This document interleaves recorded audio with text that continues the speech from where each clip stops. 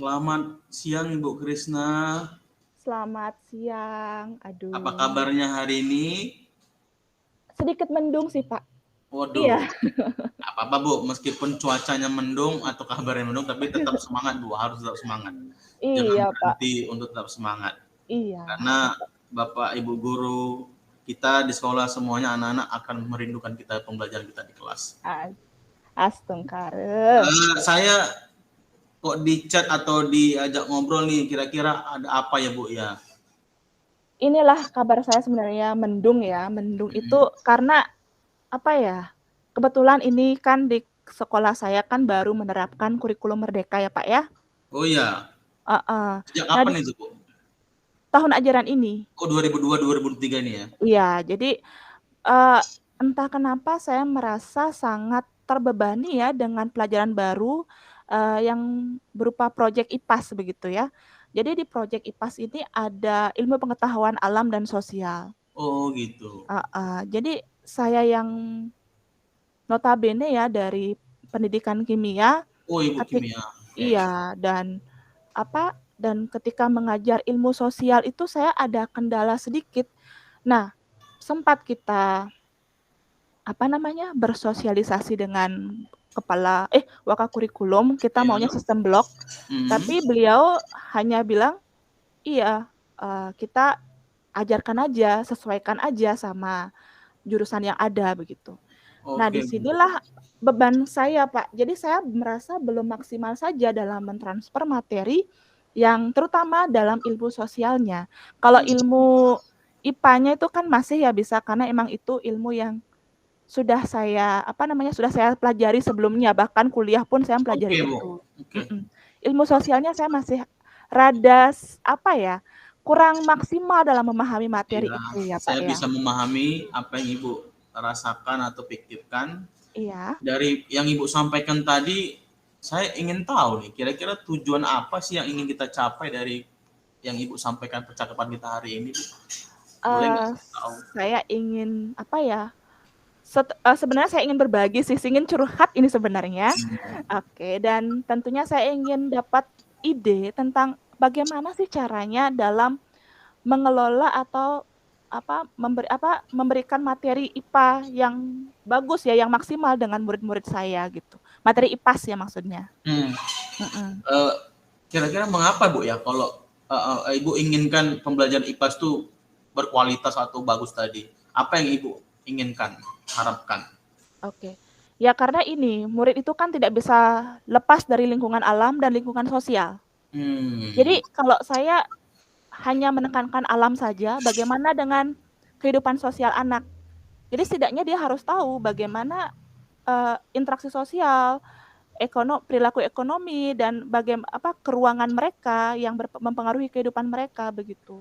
Oh, Jadi harus seimbang Bu ya. iya harus seimbang. Jadi kita tidak bisa fanatik untuk oh kamu harus belajar alam aja, oh kamu harus belajar sosial. Itu enggak, kita harus seimbang. Apalagi sekarang di era teknologi itu sangat luar biasa. Jadi jangan sampai deh murid kita pintar di pengetahuan alam tapi pengetahuan atau kemampuan sosialnya itu tidak terasah begitu. Dari yang sudah Ibu amati, kira-kira bagaimana perlakuan atau perkembangan siswa yang Ibu ajarkan selama ini dengan terbatasnya kemampuan Ibu dalam mengajarkan IPAS tadi gitu? Saya sebenarnya mengajar IPAS dengan berbagai media sebenarnya.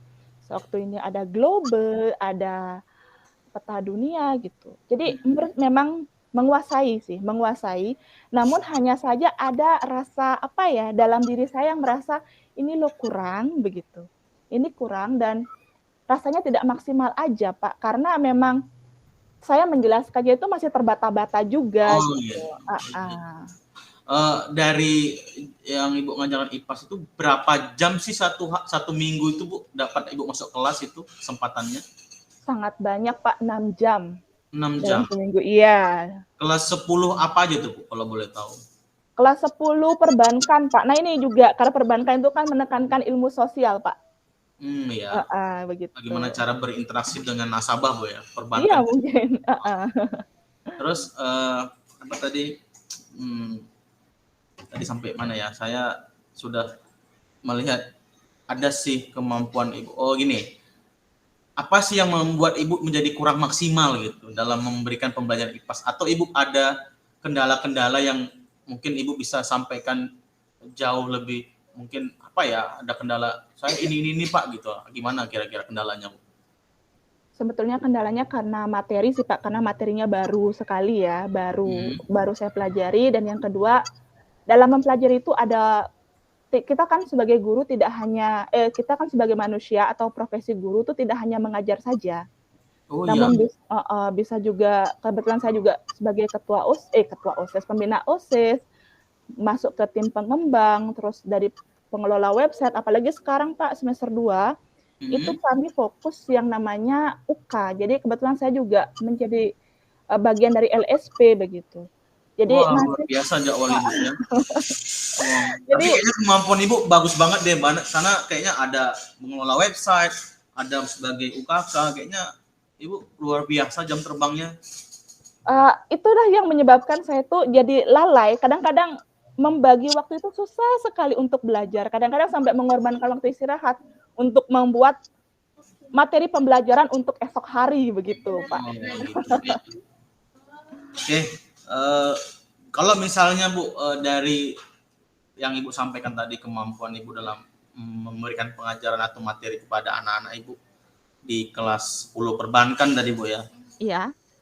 Kalau kita lihat level skor misalnya Bu, 1 sampai 10, kira-kira kemampuan Ibu itu baru sampai di level mana? 6 sih. 6 Bu ya. 6. Kalau dari yang 6 itu maunya Ibu seperti apa nih? Levelnya maunya seperti apa? Tidak muluk-muluk sih. Saya sebenarnya ingin 10, tapi untuk sekarang karena ini baru ya, karena ini merupakan hal yang baru saya ambil, mungkin saya ingin ke 8,5 aja deh. Oh gitu. 8,5 gitu. Ya pelan-pelan Bu ya, step by step. Pelan-pelan, step by step ya. Pembelajaran IPA yang IPS memang itu butuh waktu untuk dipelajari. Iya, benar Tapi sekali. bagaimana cara Ibu untuk meningkatkan itu Bu, kira-kira Bu? Satu sisi saya tetap belajar. Jadi kita sebagai guru harus belajar sepanjang hayat ya. Ya benar Bu. Benar. Terus yang kedua, apa ya? Saya mempersiapkan materi ini sebaiknya emang jauh-jauh hari ya. Jauh-jauh hari, misalnya saya mengajarnya hari Kamis sama Jumat. Saya udah mulai, biasanya saya akan mulai pusing dari hari Senin. Ya. Itu.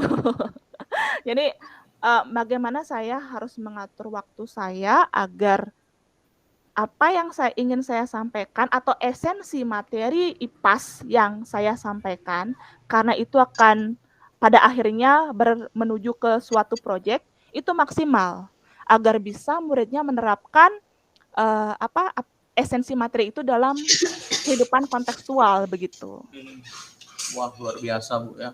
Sudah sampai sebegitunya Ibu memikirkan ketika Ibu mau ngajar hari Jumat. Kamis Jumat. Iya Kamis Jumat, tapi Ibu sudah harus cepat memikirkan untuk yang minggu depannya lagi gitu ya.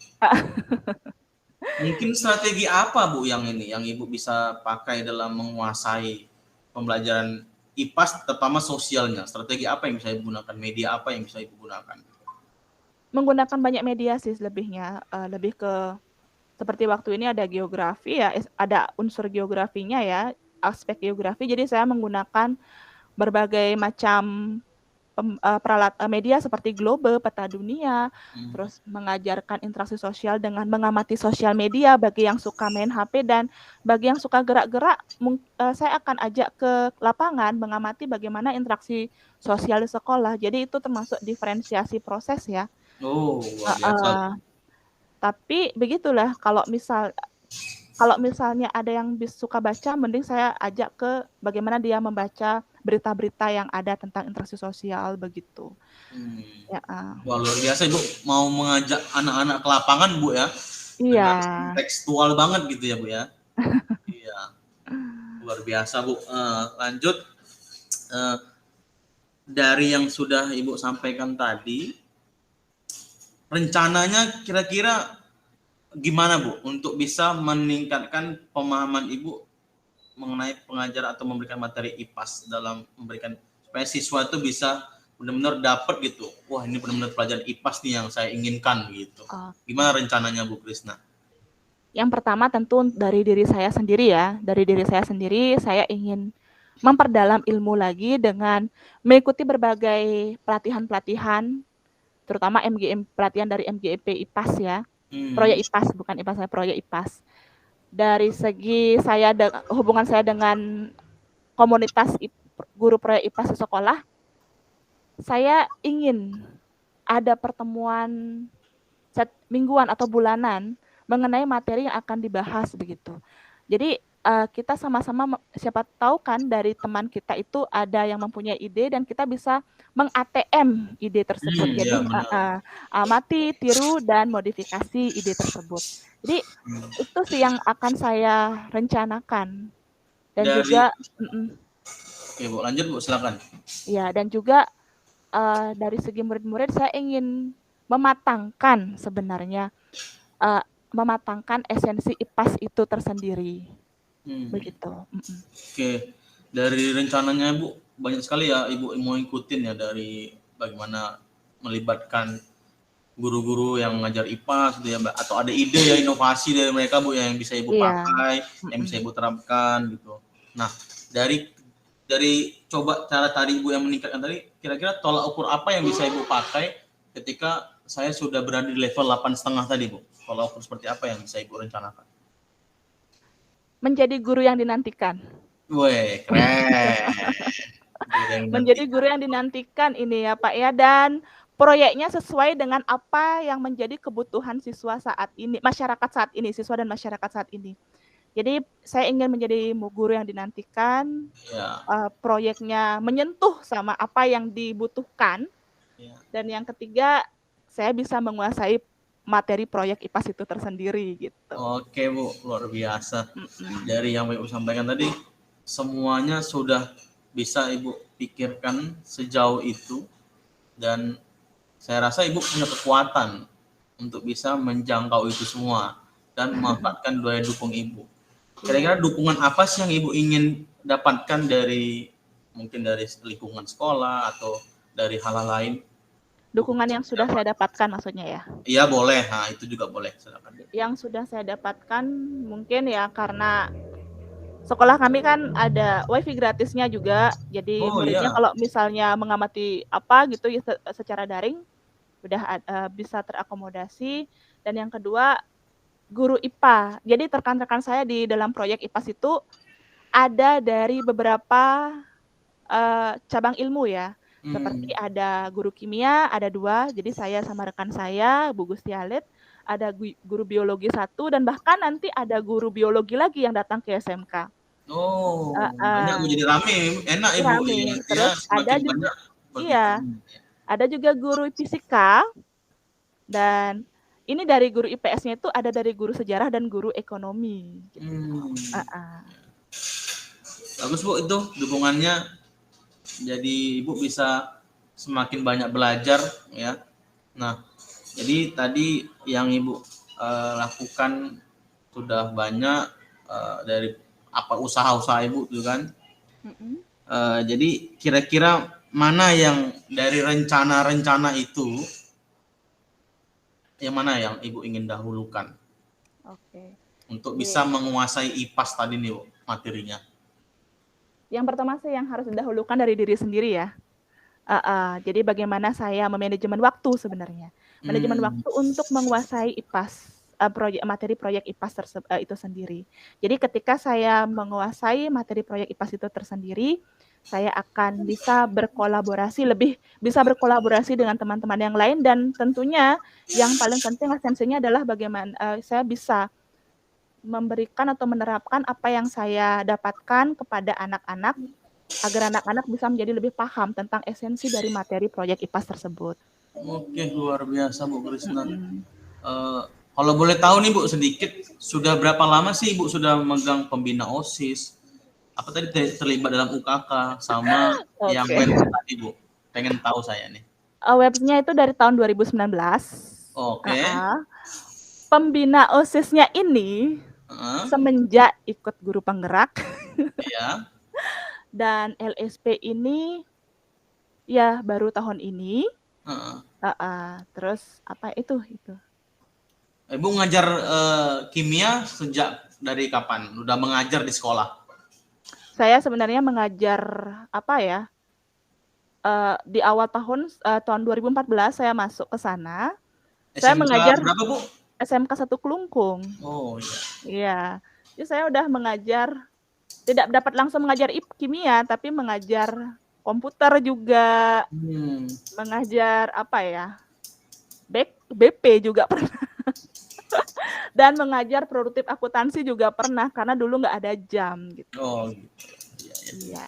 Oke, Bu Krisna, dari yang Ibu sampaikan tadi gitu kan, Ibu sudah apa ya, rencana mana yang Ibu dahulukan, yang ingin Ibu tuangkan, apa kerjakan lebih dahulu. Ya tadi udah Ibu sampaikan.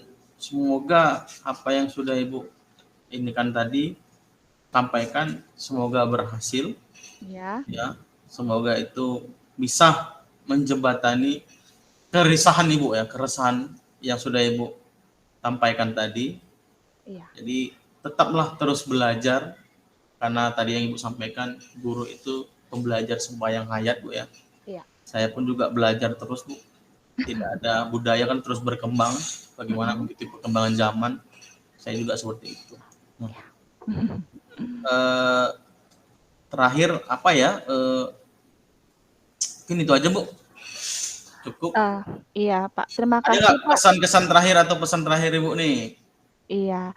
Jadi terima kasih Pak sebelumnya atas apa yang menjadi apa ya, Bapak sudah mendengarkan saya, keluhan saya. Jadi saya mendapatkan banyak hal dari percakapan ini. Iya. Ya, dari bagaimana saya dapat mengeluarkan undak-undak saya dan bagaimana saya mengeluarkan ide-ide untuk men-solving atau menyelesaikan dari apa permasalahan yang atau kendala yang saya hadapi.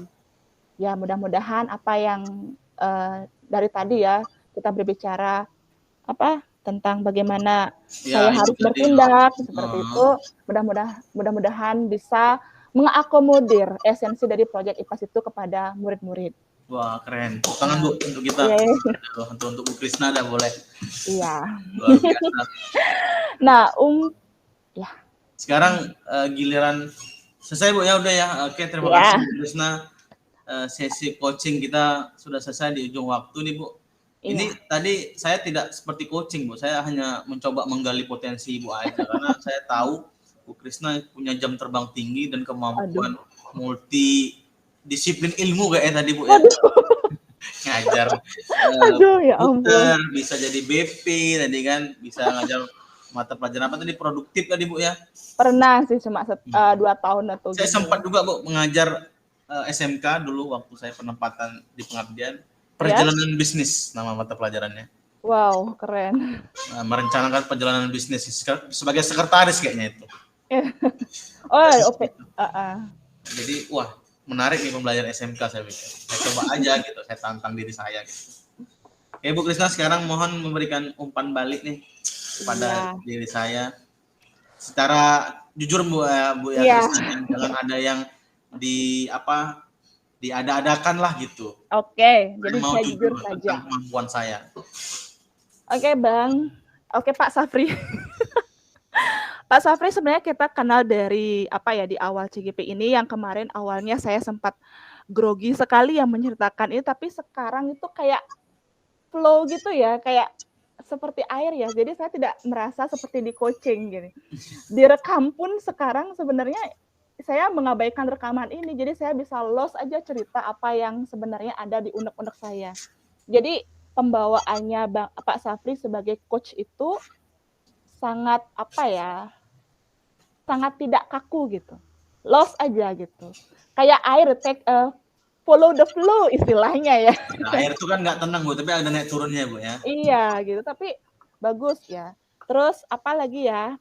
Dari apa yang saya sampaikan, bentuk-bentuk dari alur tirtanya, Bu, boleh dikoreksi. Oke, dari alur tirtanya udah. Jadi terutama saya agak tertarik tadi sama bagaimana rencana aksi gitu loh.